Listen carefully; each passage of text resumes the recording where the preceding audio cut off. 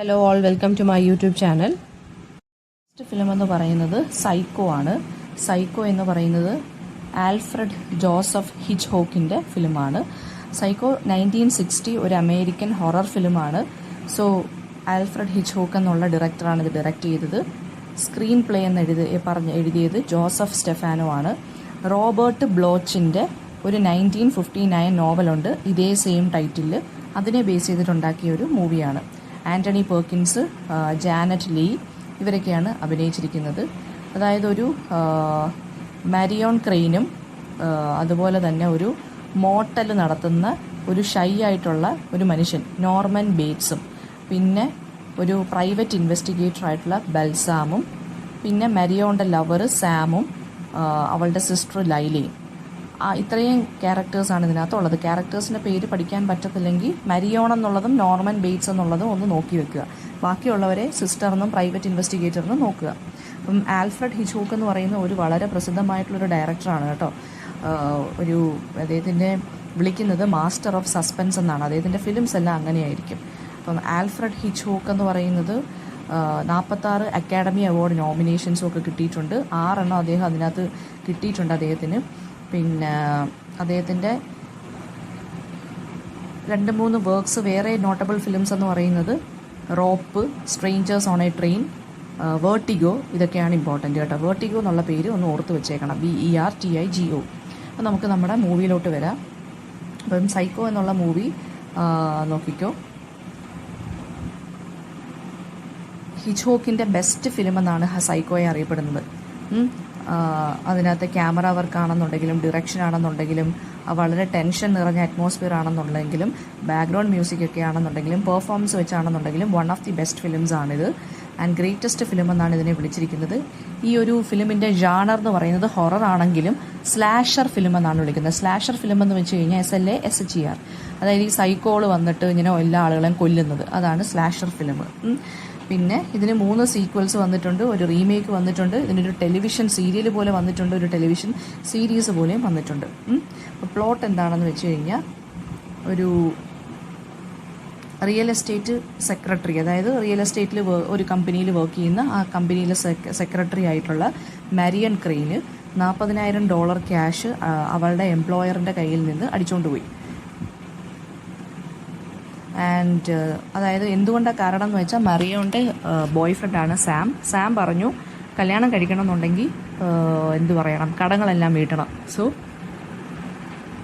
Marion ഇത് കേട്ടിട്ട് എന്ത് ചെയ്തു, 40,000 രൂപ കമ്പനിയിൽ നിന്ന് മോഷ്ടിച്ചെടുത്തു. ആർക്ക് കൊടുക്കാനാണ്? സാമിന് കൊടുക്കാൻ വേണ്ടി, പെട്ടെന്ന് കല്യാണം കഴിക്കാൻ വേണ്ടി. മരിയോൺ എന്നിട്ട് കാലിഫോർണിയയിലോട്ട്, അതായത് സാമിൻ്റെ വീട് കാലിഫോർണിയയിലോട്ട് പോയി. അപ്പം ഒരു സസ്പീഷ്യസ് പോലീസ്മാൻ ഇവരുടെ പുറകെ ഉണ്ടായിരുന്നു. അപ്പോൾ ആ സമയത്ത് വളരെയധികം മഴ പെയ്യുകയും മാരിയൺ ഒരു മോട്ടലിൻ്റെ ഫ്രണ്ടിൽ വണ്ടി നിർത്തി. മോട്ടൽ എന്ന് പറയുമ്പോഴാ സ്റ്റേയും ഉണ്ട്, ഹോട്ടലും ഉണ്ട്, പ്ലസ് റെസ്റ്റോറൻറ്റ്, അങ്ങനെയൊക്കെയുള്ളൊരു സൗകര്യമുള്ളത്. ഓക്കെ, അപ്പോൾ മോട്ടലിൻ്റെ ഓണർ എന്ന് പറയുന്നത്, അല്ലെങ്കിൽ പ്രൊപ്രൈറ്റർ എന്ന് പറയുന്നത് നോർമൻ ബേറ്റ്സ് ആണ്. ഓക്കെ, സോ മോട്ടലിൽ നമ്മുടെ മരിയൺ എന്ത് ചെയ്ത് വേറൊരു പേരിലാണ് രജിസ്റ്റർ ചെയ്തത്, റൂമൊക്കെ ബുക്ക് ചെയ്തത്. സോ അവിടെ വെച്ച് അവളെ കഴിക്കാനൊക്കെ വിളിക്കുന്നു. അവളൊരു ചോറ് കഴിക്കുന്നുണ്ട്, ഫുഡ് കഴിക്കുന്നുണ്ട് മോട്ടലിൻ്റെ ഓഫീസിൽ വെച്ചിട്ട്. ആൻഡ് ദെൻ നോർമൻ എന്ത് ചെയ്യുവാണ്, നോർമൻ അതായത് നമ്മുടെ പ്രൊപ്രൈറ്റർ എന്ത് ചെയ്യുവാണ്, വീട്ടിൽ പോയി ഫുഡൊക്കെ എടുക്കാൻ പോയി. അപ്പം മരിയൻ കേൾക്കുന്നുണ്ട് നോർമൻ്റെ അമ്മയും തമ്മിലുള്ള വഴക്ക്. അപ്പം മരിയന്, അതായത് നമ്മുടെ മരിയൻ്റെ കൂടെ നിന്ന് ഫുഡ് കഴിക്കണം. സോ മരിയൻ എന്ത് ചെയ്തു, നോർമൻ്റെ അമ്മയും കൂടി ഇതിനെ ചൊല്ലി വഴക്കായി. അമ്മ ഒറ്റയ്ക്കിരുന്ന് കഴിക്കണോ അതൊന്നും വിചാരിച്ച്. അപ്പോൾ നോർമൻ തിരിച്ചു വരുവാണ്. ആൻഡ് അയാളുടെ ഹോബി എന്ന് പറയുന്നത് അയാളൊരു ടാക്സിഡെർമിസ്റ്റ് ആണ്. ടാക്സിഡെർമിസ്റ്റ് എന്ന് വെച്ച് കഴിഞ്ഞാൽ ഈ മൃഗത്തിൻ്റെയൊക്കെ തോലൊക്കെ എടുത്ത് അതിനകത്ത് ഓരോ കാര്യങ്ങൾ സ്റ്റഫ് ചെയ്ത് ഇങ്ങനെ വെക്കുന്നതാണ് അതായത് ഒറിജിനൽ തോലെടുത്തിട്ട് നമ്മൾ കാണുമ്പോൾ ഒറിജിനൽ മൃഗമായിട്ട് തോന്നും, അതിൻ്റെ തോലും സ്കിന്നും എല്ലാം കറക്റ്റാണ്, അതിനകത്ത് കുറേ കാര്യങ്ങൾ കുത്തിക്കയറ്റി വെക്കും, ഒരുമാതിരി മോഡൽ പോലെ സ്റ്റഫ് ചെയ്ത് വെക്കും. അതാണ് ടാക്സിഡെർമിസ്റ്റിൻ്റെ ജോലി. ആൻഡ് അതിനെക്കുറിച്ച് പറയുന്നു, അമ്മയുടെ ഇൽനെസ്സിനെ കുറിച്ച് പറയുന്നു. ആൻഡ് പിന്നെന്താണ്, എല്ലാ ആളുകളും ഒരു ട്രാപ്പിൽ നിന്ന് എസ്കേപ്പ് ചെയ്യാനാണ് ശ്രമിക്കുന്നത് എന്നൊക്കെ നോർമൻ കുറേ കാര്യങ്ങൾ അടിച്ചുവിടും മരിയൻ്റെ അടുത്ത്. അപ്പം മരിയൻ സജസ്റ്റ് ചെയ്യുന്നുണ്ട്, അതായത് അമ്മയെ ഒരു ഹോസ്പിറ്റലിലാക്കണമെന്ന് പറയുമ്പോൾ ഇയാൾക്ക് വളരെയധികം ദേഷ്യം വരുവാണ്. മരിയൻ എന്ത് ചെയ്യുവാണ്, തിരിച്ച് കമ്പനിയിലോട്ട് പോകാമെന്ന് വിചാരിച്ചു ആ സ്റ്റോളൻ മണി റിട്ടേൺ ചെയ്യാൻ.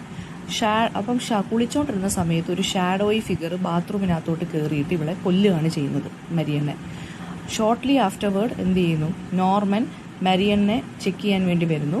ആ സമയത്ത് നോർമൻ കാണുന്നത് അവളുടെ ഡെഡ് ബോഡിയാണ്. ഇയാൾ മേർഡർ സീൻ എല്ലാം ക്ലീൻ ചെയ്യുന്നു. നോർമൻ എന്ത് ചെയ്യുന്നു, മരിയൻ്റെ ബോഡിയും ബിലോങ്ങിങ്സും എല്ലാം കൂടി അവളുടെ ക്യാഷും കൂടി അവളുടെ കാറിനകത്തോട്ട് ഇട്ടിട്ട് അതൊരു ചതുപ്പ് നിലത്തിലോട്ട് കാറിനെ അങ്ങ് തള്ളിയിടുകയാണ് ചെയ്യുന്നത്. ആ സമയത്ത് മരിയൻ്റെ സിസ്റ്ററായിട്ടുള്ള ലൈല എന്ത് ചെയ്യുവാണ്, ഒരാഴ്ചയ്ക്ക് ശേഷം അവിടെ വരുവാണ്. ആൻഡ് സാമിൻ്റെ അടുത്ത് ഈ കളവിനെക്കുറിച്ച് പറയുന്നു. മരിയൻ എന്ത് ചെയ്യുന്നു ചോദിക്കുന്നു. സാം പറഞ്ഞു, എനിക്കറിയത്തില്ല, ഡിസപ്പിയർ ആയിപ്പോയി അവൾ. ഇപ്പോൾ ഒരു പ്രൈവറ്റ് ഇൻവെസ്റ്റിഗേറ്റർ ആയിട്ടുള്ള ഒരാളും അവരെ അപ്രോച്ച് ചെയ്യുവാണ്. അതായത് ആ പൈസ തിരിച്ച് വരാൻ വേണ്ടി കമ്പനിക്കാർ ഇയാളെ ഓർഡർ ചെയ്തേക്കുവാണ്, പ്രൈവറ്റ് ഇൻവെസ്റ്റിഗേറ്ററിനെ ഹയർ ചെയ്തു. സോ അവിടെ വെച്ച് പ്രൈവറ്റ് ഇൻവെസ്റ്റിഗേറ്റർ ഈ മോട്ടലിൻ്റെ അവിടെ വന്നു സ്റ്റോപ്പ് ചെയ്തു ആൻഡ് നോർമനെ ക്വസ്റ്റ്യൻ ചെയ്തു. അയാളുടെ നെർവസ് ബിഹേവിയർ ഒക്കെ കണ്ടപ്പോൾ ഇയാൾക്ക് വളരെയധികം സസ്പീഷൻ തോന്നി ഒരു പ്രൈവറ്റ് ഇൻവെസ്റ്റിഗേറ്ററിന്. അയാളെ ഗസ്റ്റ് രജിസ്റ്റർ നോക്കിയപ്പോൾ ഹാൻഡ് റൈറ്റിംഗ് വെച്ച് മരിയൻ ആ ഒരു നൈറ്റ് അവിടെ സ്പെൻഡ് ചെയ്തെന്ന് മനസ്സിലായി. അപ്പോൾ അവിടെ വെച്ച് നോർമലിൽ നിന്ന് എന്താണ് പറഞ്ഞത്, മരിയൻ അമ്മയോട് സംസാരിച്ചെന്നും പക്ഷെ നോർമൻ എന്ത് ചെയ്തു, അതായത് അവിടെ വെച്ചിട്ട് നമ്മുടെ പ്രൈവറ്റ് ഇൻവെസ്റ്റിഗേറ്റർ മനസ്സിലാക്കി, അതായത് Norman that Marion had spoken to his mother, Marion അമ്മയോട് സംസാരിച്ചെന്നും ആൻഡ് അമ്മയോട് പ്രൈവറ്റ് അമ്മയുടെ അടുത്ത് പ്രൈവറ്റ് ഇൻവെസ്റ്റിഗേറ്ററിന് ഒരു കുറേ ക്വസ്റ്റ്യൻസ് ചോദിക്കാനുണ്ടെന്നും ഒക്കെ പറഞ്ഞു. പക്ഷേ നോർമൻ എന്ത് ചെയ്തു, അത് സമ്മതിച്ചില്ല. ആൻഡ് അവിടെ വെച്ചിട്ട് എന്ത് ചെയ്തു എന്ന് വെച്ച് കഴിഞ്ഞാൽ, ഈ പ്രൈവറ്റ് ഇൻവെസ്റ്റിഗേറ്റർ നോർമൻ്റെ വീട്ടിൽ പോയി തപ്പുമ്പോൾ നോർമൻ്റെ അമ്മയെ തപ്പുവാണ്. അപ്പോൾ അവിടെ വെച്ച് ഒരു ഷാഡോയി ഫിഗർ എമർജ് ചെയ്യുന്നു. ആൻഡ് ഈ പ്രൈവറ്റ് ഇൻവെസ്റ്റിഗേറ്ററിനെ ഈ ഷാഡോയി ഫിഗർ കൊല്ലുന്നു, ബെഡ്റൂമിൽ വെച്ച് തന്നെ കൊന്നു. സാമും ലൈലയും എന്ത് ചെയ്തു, ഈ പ്രൈവറ്റ് ഇൻവെസ്റ്റിഗേറ്ററിൻ്റെ ഒരു വിവരവും ഇല്ല. അപ്പോൾ ഇവർ രണ്ടുപേരും കൂടി മോട്ടലിൽ പോയി നോക്കുവാണ്. അപ്പോൾ അവിടെ വെച്ചിട്ട് നോർമൻ്റെ അമ്മയുടെ കണക്കൊരു ഫിഗർ ഇവർ അവിടെ കാണുകയാണ്. ലൈലയും സാമും കൂടി എന്ത് ചെയ്തു, അവിടുത്തെ ലോക്കൽ പോലീസിനെ വിവരം അറിയിക്കുകയും ആൻഡ് ദെൻ ആ ലോക്കൽ പോലീസ് പറഞ്ഞതെന്ന് വെച്ചാൽ നോർമൻ്റെ അമ്മ ഓൾറെഡി മരിച്ചതാണ്, ഒരു സൂയിസൈഡ് ആണോ മർഡർ ആണോ എന്ന് അറിയത്തില്ല, പോയ്സണിങ്ങിലൂടെയാണ് മരിച്ചത് 10 വർഷം മുന്നേ എന്ന് പറഞ്ഞു. അപ്പോൾ ഷെരീഫ് പറയുവാണ്, മിക്കവാറും പ്രൈവറ്റ് ഇൻവെസ്റ്റിഗേറ്റർ ചിലപ്പം കള്ളം പറഞ്ഞായിരിക്കും, കാരണം മറിയനെ കസ്റ്റഡിയിലെടുക്കാനും പൈസ കസ്റ്റഡിയിലെടുക്കാനും ചിലപ്പോൾ കള്ളം പറഞ്ഞായിരിക്കും എന്ന് വിചാരിക്കുവാണ്. അപ്പം എന്തോ സംഭവിച്ചു എന്ന് വിചാരിച്ച് ലൈലയും സാമും കൂടി മോട്ടലിലോട്ട് പോവുകയാണ്. സാം എന്ത് ചെയ്തു, നോർമനെ ഒന്ന് ഡിസ്ട്രാക്ട് ചെയ്തുകൊണ്ടിരുന്നു ഓഫീസിൻ്റെ ഫ്രണ്ടിൽ വെച്ച്. ലൈല ഒളിച്ച് റൂമിനകത്ത് കയറുന്നു. അപ്പം നോർമന് സംശയം തോന്നുകയും സാമിനെ തലക്കടിച്ച് അവിടെ വീഴ്ത്തുകയും ചെയ്തു. സാമിന് ബോധം പോയി. അങ്ങനെ അയാൾ തിരിച്ച് അയാളുടെ വീട്ടിലോട്ട് കയറിയപ്പോൾ ലൈല എന്ത് ചെയ്തു, ഒരു റൂമിനകത്ത് അടച്ചിരുന്നു. അവിടെ വെച്ചിട്ടാണ് കണ്ടത് നോർമൻ്റെ അമ്മയുടെ മമ്മിഫൈഡ് ബോഡി കണ്ടു. അതായത് ആ സ്കെലട്ടനോട് കൂടി ഇങ്ങനെ തുണിയൊക്കെ ഇട്ട് നമുക്ക് തോന്നുമ്പോൾ ഒരാൾ കസേരയിൽ ഇരിക്കുന്ന പോലെ തോന്നും, പക്ഷേ ശരിക്കും അത് സ്കെലട്ടനാണ് ഇരിക്കുന്നത്. മമ്മിഫൈഡ് ബോഡി കണ്ടെത്തുകയും ലൈല എന്ത് ചെയ്തു, പേടിച്ച് കരയുകയും നോർമൻ എന്ത് ചെയ്യാന്ന് വെച്ച് കഴിഞ്ഞാൽ ഒരു സ്ത്രീയുടെ ക്ലോത്തും വിഗും ഇട്ടിട്ട് അവളെ കൊല്ലാൻ വേണ്ടി ഓടിക്കുവാണ്. അപ്പോൾ ആ സാം അപ്പിയർ ചെയ്യുന്നുണ്ട്, അവനെ തടയുന്നുണ്ട്. പോലീസ് സ്റ്റേഷനിൽ വെച്ചൊരു സൈക്യാട്രിസ്റ്റ് എക്സ്പ്ലെയിൻ ചെയ്യുന്നു നോർമൻ തന്നെയാണ് അവൻ്റെ അമ്മയെ കൊന്നതെന്നും ആൻഡ് ലവറിനെ കൊന്നതെന്നും. ജലസിയോടുകൂടി, അതായത് ജലസി എന്തോ ഒരു കൈൻഡ് ഓഫ് സെക്ഷൽ ജലസി വന്ന് അമ്മയെയും കാമുകയും ഇവൻ തന്നെയാണ് കൊല്ലുന്നത്. ആ ഒരു ഗിൽറ്റിൽ നിന്ന് രക്ഷപ്പെടാൻ വേണ്ടിയാണ് ഇവൻ അമ്മയുടെ ഡെഡ് ബോഡി ഇപ്പോഴും വെച്ചേക്കുന്നത്. അതായത് ഇപ്പോഴും അമ്മ എലൈവായിട്ടുണ്ടെന്ന് കാണിക്കാൻ വേണ്ടി. ആൻഡ് എന്നിട്ട് എങ്ങനെയാണ് പെരുമാറിയത്, അമ്മയുടെ കണക്ക് വേഷം മാറി അവനൊരു ഡുവൽ പേഴ്സണാലിറ്റി അല്ലെങ്കിൽ ഓൾട്ടർനേറ്റ് പേഴ്സണാലിറ്റി ഡിസോർഡർ ഉള്ളതുപോലെ കാണിക്കുവാണ്. ആൻഡ് ദെൻ അതായത് നോർമൻ എപ്പോഴൊക്കെയാണോ ഒരു സ്ത്രീയുമായിട്ട് അട്രാക്റ്റഡ് ആവുന്നത് അപ്പോഴൊക്കെ അമ്മയുടെ ആ ഓൾട്ടർനേറ്റ് പേഴ്സണാലിറ്റി നോർമനിൽ ഫീലിംഗ് ആവും, നോർമലിന് അത് ഫീൽ വരും. അപ്പോൾ അങ്ങനെയാണ് പെണ്ണുങ്ങളെല്ലാം കൊല്ലുന്നത്. അങ്ങനെ 2 പേരെ ഇവൻ കൊന്നിട്ടുണ്ട്. മരിയണ്ണയും പ്രൈവറ്റ് ഇൻവെസ്റ്റിഗേറ്ററിനെയും കൊല്ലുന്നതിന് മുന്നേ 2 സ്ത്രീകളെ ഇവൻ കൊന്നിട്ടുണ്ട്. അപ്പോൾ സൈക്യാട്രിസ്റ്റ് കൺക്ലൂഡ് ചെയ്യുന്നതെന്ന് വെച്ച് കഴിഞ്ഞാൽ അമ്മ നോർമൻ്റെ പേഴ്സണാലിറ്റിക്കകത്ത് നിന്ന് ഇങ്ങനെ വേറെ പെണ്ണുങ്ങളെ അട്രാക്റ്റഡ് ആകുമ്പോൾ അമ്മയുടെ ആ ഒരു പേഴ്സണാലിറ്റി നോർമന് ഓട്ടോമാറ്റിക്കലി വരും. അപ്പോൾ നോർമൻ ഇങ്ങനെ ജയിൽ സെല്ലിൽ ഇരിക്കുവാണ്. അവൻ്റെ അമ്മയുടെ വോയിസ് നോർമലിന് കേൾക്കാം. അതായത് പിന്നെ മരിയൻ്റെ കാറ് കണ്ടെത്തുന്നു, എല്ലാ സ്റ്റോളൻ മണിയും കണ്ടെത്തുന്നു ആ ചതുപ്പ് നിലത്തിൽ നിന്ന്. ഇങ്ങനെയാണ് ഈ ഒരു സിനിമ തീരുന്നത്. ഓക്കെ, ഇതിൻ്റെ തീമെന്ന് പറയുന്നത് റൊമാൻറ്റിക് എലിമെൻസിനെ കാണിക്കുന്നുണ്ട്. പിന്നെന്താണ്, കഴിഞ്ഞു പോയ കാലം, അതായത് പാസ്റ്റ് അല്ലെങ്കിൽ ഹിസ്റ്ററിയാണ് ഇമ്പോർട്ടൻസ് കൊടുത്ത് കാണിച്ചിരിക്കുന്നത്. പിന്നെ മരിയൻ എന്ന് പറയുന്നത് ഒരു എന്താ പറയുക, ഓക്കെ, അത്രയും നോക്കിയാൽ മതിയടാ ഇതിനകത്ത്. പിന്നെ ലവ്, മാരേജ്, ഹോം, ഫാമിലി ഇങ്ങനെയുള്ള എലിമെൻസിനെ കുറിച്ച് ഇതിനകത്ത് പറയുന്നുണ്ട്. കല്യാണം കഴിക്കാൻ വേണ്ടിയാണ് ഇവൾ എന്ത് ചെയ്യുന്നത്, പൈസ മോഷ്ടിക്കുന്നത്. ഹോം ആൻഡ് ഫാമിലിയുടെ ഇമ്പോർട്ടൻസ്, അമ്മയുടെ ആ ഒരു സ്നേഹത്തിനെ കുറിച്ച്. പിന്നെന്താണ്, ഇയാൾക്കൊരു കൈൻഡ് ഓഫ് ഡ്യുവൽ പേഴ്സണാലിറ്റി ആണുള്ളതെന്ന് പറയണം. പിന്നെ അമ്മയായിട്ടുള്ള എക്സ്ട്രീം ആയിട്ടുള്ള ഒരു ഈഡിപ്പസ് കോംപ്ലക്സ് നമുക്ക് വേണമെന്നുണ്ടെങ്കിൽ ഇതിനകത്ത് പറയാം. പിന്നെ ലൈറ്റും ഡാർക്ക്നെസ്സും ഇങ്ങനെ മാറി മാറി നിൽക്കുവാണ് ഈ ഒരു ഫിലിമിനകത്ത്. പിന്നെ ഫസ്റ്റ് ഷോട്ട് എന്ന് പറയുന്നത് ഒരു സണ്ണി ലാൻഡ്സ്കേപ്പിലാണ് പോകുന്നത്. പിന്നെ ലാസ്റ്റ് എന്ന് പറയുന്നത് എന്താണ്, അതൊരു ഡാർക്ക്നെസ്സിലോട്ടാണ് പോകുന്നത്. പിന്നെ എന്താണ് പറയുന്നത്, ഓക്കെ. ദെൻ അടുത്തതെന്ന് പറയുന്നത് ഷാഡോസ്, വിൻഡോസ്, വാട്ടർ, മിറർ, ഇതൊക്കെ എന്താ പറയുക, കുറേ സിമ്പിൾസാണ്. പിന്നെ ഷാഡോ എന്ന് പറയുമ്പോൾ എന്താണ്, മറ്റേ ഡാർക്ക്നെസ്സിനെ കാണിക്കുന്നു, എന്തോ സംഭവിക്കാൻ പോകുന്നതെന്നുള്ളതിനെ കാണിക്കുന്നു, ഹിൻറ്റ് കാണിക്കുന്നു. മിറർ എന്ന് പറയുമ്പോൾ എന്താ പറയുക, ആ ഒരു ഗിൽറ്റി ഫീലിങ്ങിനെ കാണിക്കുന്നു മിറർ. പിന്നെ അടുത്തത് എന്താണ്, മറ്റേ ടാക്സി ഡെർമിസ്റ്റ്, അതായത് ആ ഒരു മോട്ടലിനകത്ത് ഈവൻ സ്റ്റഫ് ചെയ്ത് വെച്ചിരിക്കുന്ന ആനിമൽസിൻ്റെ ഹെഡൊക്കെ ഉണ്ട്.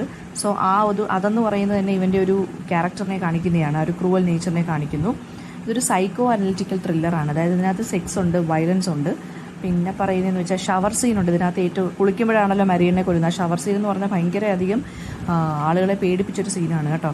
അതിനകത്താണ് കൂടുതലും ഈ ക്യാമറ ടെക്നിക്സ് ഒരുപാട് യൂസ് ചെയ്തിട്ടുണ്ട് അതിനകത്ത്. ഫീമെയിൽ, അതായത് പ്രത്യേകിച്ച് സ്ത്രീകളെയാണ് കൂടുതലും പേടിപ്പിച്ചിരിക്കുന്നത് ഈ ഒരു സീൻ എന്ന് പറയുന്നത്. പിന്നെ നമ്മുടെ നോർമൻ ബേറ്റിൻ്റെ മാൻഷൻ അല്ലെങ്കിൽ മോട്ടൽ എന്ന് പറയുന്നതിന് 3 ഫ്ലോർസ് ആണുള്ളത്. അപ്പോൾ ആ 3 ഫ്ലോർസിന് നമുക്ക് വേണമെന്നുണ്ടെങ്കിൽ ഹ്യൂമൻ മൈൻഡിൻ്റെ 3 ലെവലായിട്ട് എടുക്കാം. അതായത് ഇഡ്, ഈഗോ, സൂപ്പർ ഈഗോ കേട്ടോ. ടോപ്പ് ഫ്ലോർ എന്ന് പറയുന്നത് സൂപ്പർ ഈഗോ എന്നാണ്. അവിടെയാണ് ഇയാളുടെ അമ്മ ജീവിക്കുന്നത് കാണിക്കുന്നത്. ഗ്രൗണ്ട് ഫ്ലോർ എന്ന് പറയുന്നത് ഇവൻ്റെ ഈഗോ, അതായത് നോർമൽ ഹ്യൂമൻ ബീയിങ് ആയിട്ട് ഇവൻ നിൽക്കുന്നു. ബേസ്മെൻ്റ് എന്ന് പറയുന്നതാണ് ഇയാളുടെ ഇഡ് എന്ന് പറയുന്നത്. ബേസ്മെൻറ്റിലാണ് ശരിക്കും പറഞ്ഞാൽ ആ ഒരു മറ്റേ കൊലകളൊക്കെ നടത്തുന്നത്. അതായത് അമ്മയുടെ ഡെഡ് ബോഡി ഉള്ളത് ബേസ്മെൻറ്റിലാണ്. പിന്നെ ഒരുപാട് സീക്വൽസൊക്കെ ഉണ്ടായിട്ടുണ്ട്. സൈക്കോ 2 ഇറങ്ങിയിട്ടുണ്ട്, സൈക്കോ 3 ഉണ്ട്, സൈക്കോ 4 ബിഗിനിങ് ഉണ്ട്, ടെലിവിഷൻ സീരീസ് ആയിട്ടൊക്കെ വന്നിട്ടുണ്ട്. ഓക്കെ, എന്തെങ്കിലും ഡൗട്ട് ഉണ്ടെങ്കിൽ കമൻറ്റ് ബോക്സിൽ ചോദിക്കുക. Thank you.